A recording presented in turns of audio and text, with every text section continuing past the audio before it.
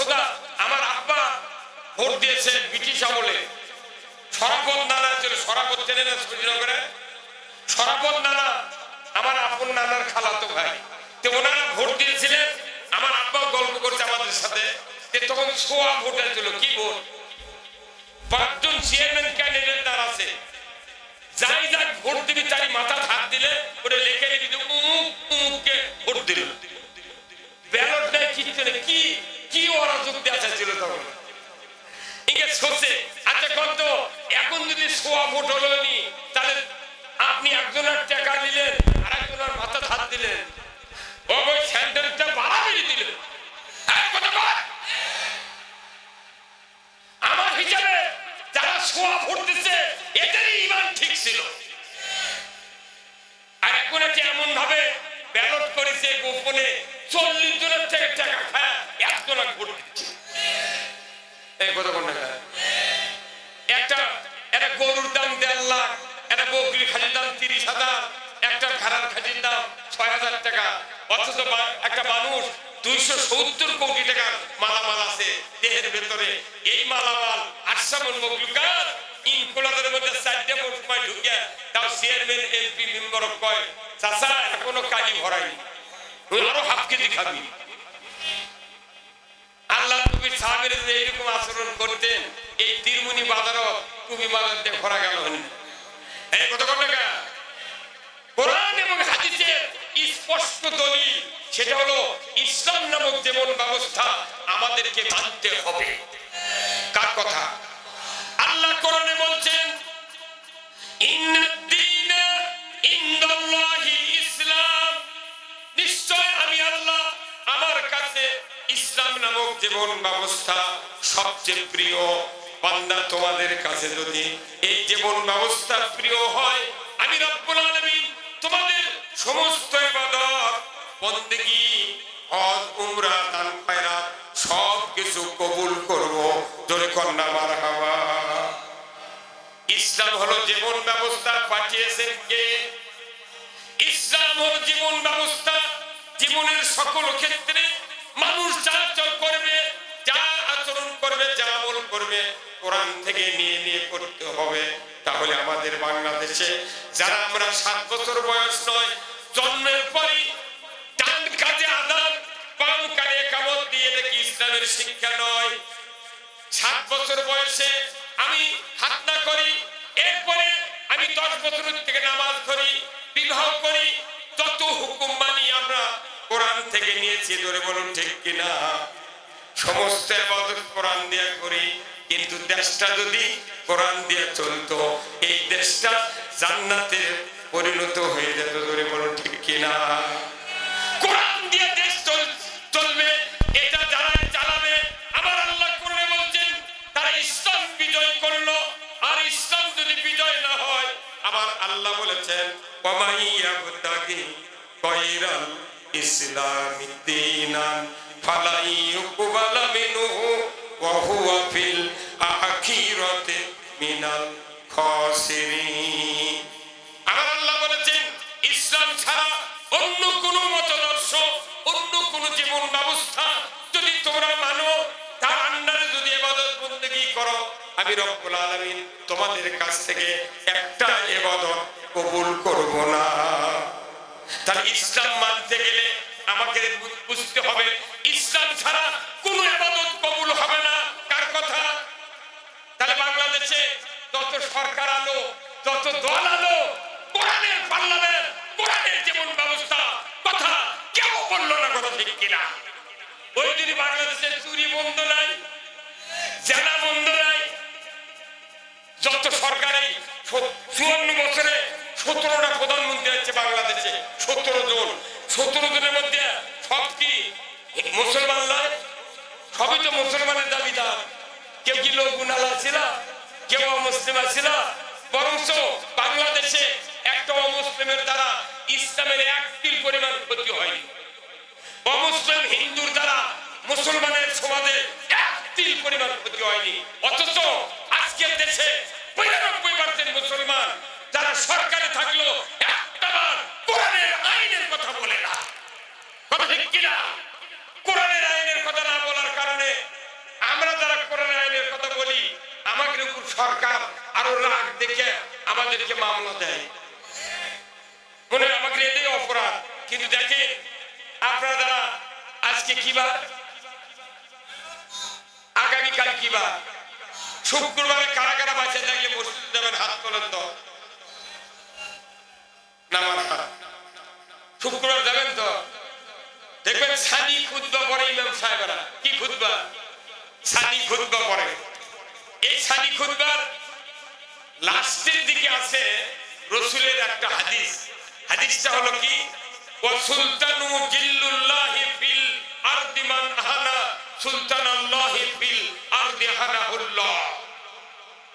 ন্যায়পরায়ণ শাসক আল্লাহর ছায়া সদৃশ, যে বা যাহারা ন্যায়পরায়ণ শাসক কায়েম করবে বা কায়েম করার বিরোধিতা করবে কিংবা অপমান করবে ন্যায়পরায়ণ শাসককে, যারা কায়েম করতে বাধা দিল, ন্যায়পরায়ণ শাসককে অপমান করলো কিংবা কোরআনের শাসক কায়েমে বাধা দিল, আমার নবী বলেছেন তারা যেন স্বয়ং আল্লাহর বিরোধিতা করে। তাহলে ইমাম সাহেবেরা যদি আমরা আজ থেকে 100 বছর আগে থেকে এই হাদিসটা যদি ভালো করে মুক্তাদি মোতাল্লি কমিটির লোক বুঝাতে পারতাম, আমাদের দেশে মৌলবীর বিরুদ্ধে মামলা করার কেউ থাকতো না। কিন্তু আসল বক্তৃতা হয় মসজিদে, ওখানে আসল কথা না বলার কারণে আমরা মাহফিলে এসে টাকা খরচ করে বক্তা গানে বক্তৃতা করে নিচ্ছি, কথা ঠিক কিনা? তাছাড়া অন্যায় বন্ধ করার সবচেয়ে দায়ী হলো আপনার সরকার, সবচেয়ে ন্যায় চালু করার দায়িত্ব পাবে সরকার, কিন্তু কোন সরকার এই কাজ বাংলাদেশে করে নাই, কথা ঠিক কিনা?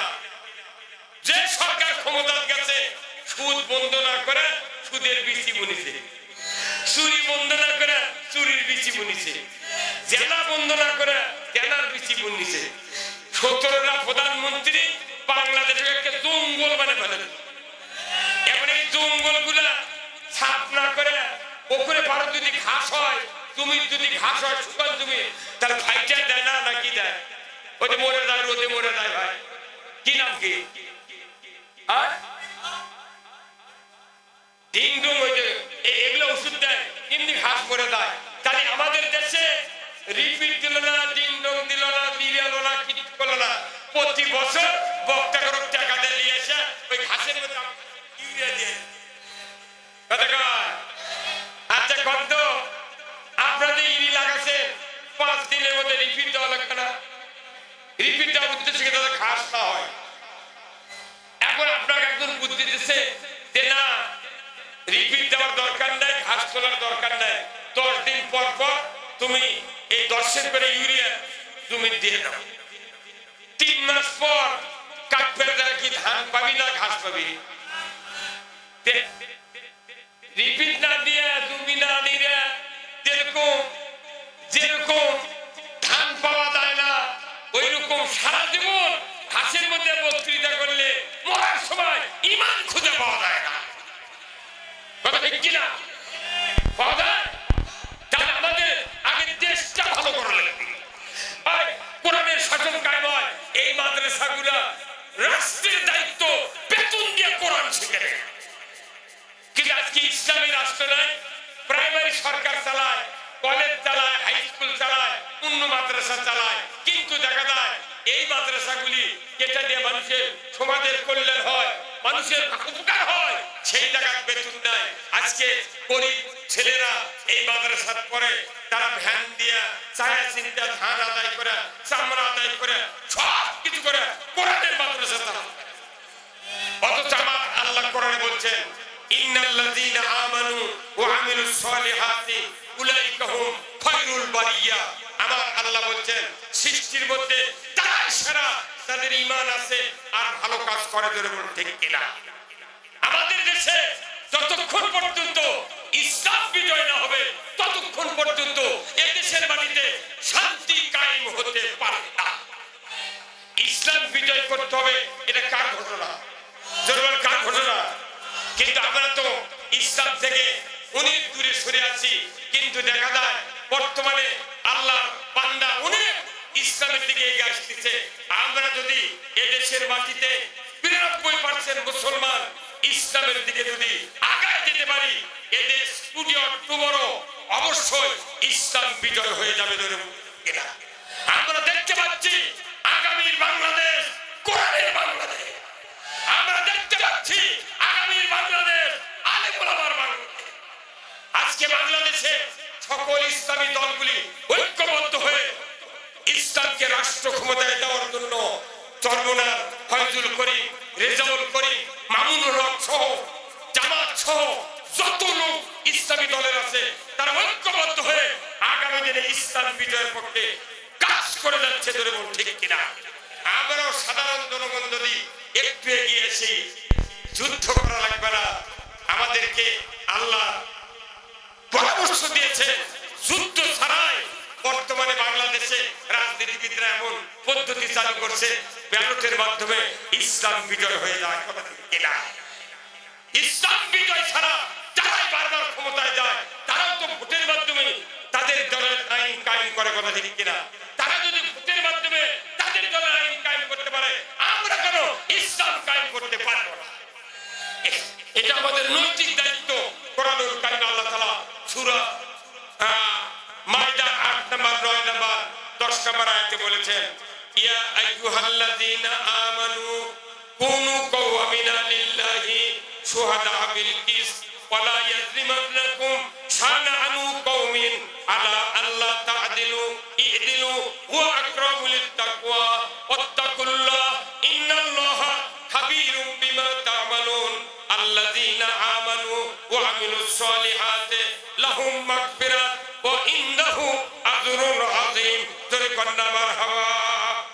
আবার আল্লাহ বলেছেন, ও দুনিয়ার ঈমানদারেরা আল্লাহর বিধান সমূহ পূর্ণরূপে কায়েমকারী হয়ে যায়, ন্যায়ের সহিত সাক্ষ্য প্রদানকারী হও। কোন বিশেষ সম্প্রদায়ের শত্রুতা যেন তোমাদেরকে ন্যায় কায়েমত থেকে বিরত না রাখে, তোমরা ন্যায় প্রতিষ্ঠিত করো। ওয়া আকরাবু লিত-তাকওয়া, খোদাভীতির অধিকতর নিকটবর্তী হলো আল্লাহর দিন বিজয় করার চেষ্টা করা। আল্লাহ বলছেন যারা এইরকম একটা বড় ধরনের নেক আমল করবে, আল্লাহ বলেছেন তাদের জন্য ক্ষমা আর তাদের জন্য উত্তম মর্যাদা, উত্তম পুরস্কার। জোরে কন্না মারহাবা। আমার ভাইয়েরা, কোরআনুল কারীমে আকিমুস সালাত, নামাজ কায়েম করা যেরকম ফরজ, তার চেয়ে বড় ফরজ হলো সমাজে আল্লাহর আইন চালু করা। এই বাংলাদেশে আল্লাহর আইন চালু হোক। আপনারা কি চান? কারা কারা চান? দুহাত তুলে আল্লাহকে দেখা। নারায়ে তাকবীর, নারায়ে তাকবীর। আল কোরআনের আলো, আল কোরআনের আলো, লিল্লাহে তাকবীর। আমার ভাইরা, আমি আপনাদেরকে যে কথাগুলি বলছি এই বলার ফাঁকি হাফেজ সাহেব একজন এসেছেন। আমি কর্তৃপক্ষের আদেশ ক্রমে তার মাথায় একটু পাগড়ি পরিয়ে দিবেন ওনারা, তারপরে আপনাদের কাছে কথা। আর একজন বক্তা এসেছেন সুদূর আলতাফনগর বগুড়া থেকে, তেনারা কথা বলবেন। শেষ পর্যন্ত আপনারা থাকবেন। হতে পারে একটা দুর্ঘটনা, হাজার হাজার লক্ষ লক্ষ মানুষ আজকে হওয়ার কথা ছিল, কিন্তু উনি কি বাজারে আছেন, ধোকো ধোকো খাচ্ছেন, দাঁড়িয়ে করি কি যত বড় দাবি বক্তা নেই। এখানকার মানুষ মারা গেলে স্থানীয় আলেমারা বক্তারা ছাড়া কেউ কোনো জানাজা কোনোদিন আসে না। কথা বল না কেন? এই যে আজকে মাহফিল, অনেকের বাড়িতে আত্মীয় স্বজন আছে, কত নেতা নেত্রীরা আছে, তারা ভাত টাত খায়, যদি হাতের তেল ভরে ওই নেতা কয় বাবা একটা সাবান দেন। সাবান এনবার গেছে, দেখে ৬ টাকার কেক সাবান, কবে ওনার স্ত্রী কাপড় দিয়ে আলমারির তোতে শুকিয়ে ফাটে গেছে। তখন বলেছে এই সাবান কে ভালো সাবান দাও, বলছে আলমারি মাথা আছে লাইট বয়, ওটি থেকে নিয়ে কাগজ চিরিছে এই ৬ টাকার কেক সাবান সুন্দর পাশে। তখন বলেছে ভাই তোমার স্ত্রী আমাকে দিয়ে সব ময়লা কাপড় করতে, আর যারা ভিআইপি লোকের হাতে তারা ভরবে তার জন্য তুমি আমাকে বাদ দিয়ে ওই লাইট বয় নিলে। এই এলাকার দিকে হাফেজ আছে, তৈপুরি ৩-৪ জন বক্তা আছে, তারপরে এখানে অনেক আলেম ওলামা। বা এই নন্দীগ্রাম থানার সবচেয়ে উন্নত মানের ইউনিয়ন হলো আলতাবাদ গ্রাম। এই ইউনিয়নে ধর্মীয় অনুশাসন মানার আলেম ওলামার সংখ্যা অনেক বেশি, পুরো এলাকা জানিত চিনিত। এই জন্যে আজকে আপনার মন খারাপ করবেন না, হতেই পারে। তবে আমার একটা গ্যারান্টি, আমি আল্লাহর রহমত দিই, আমার ৪৭ বছর বক্তৃতার বয়স, জীবনে একটা সভাও মিস করি, একটাও সভা মিস করি। আর কোন কোন বক্তা 4টা 5টা করে মাসে করে নি, তার ওর গাও কিছু হয় না, বুঝছেন?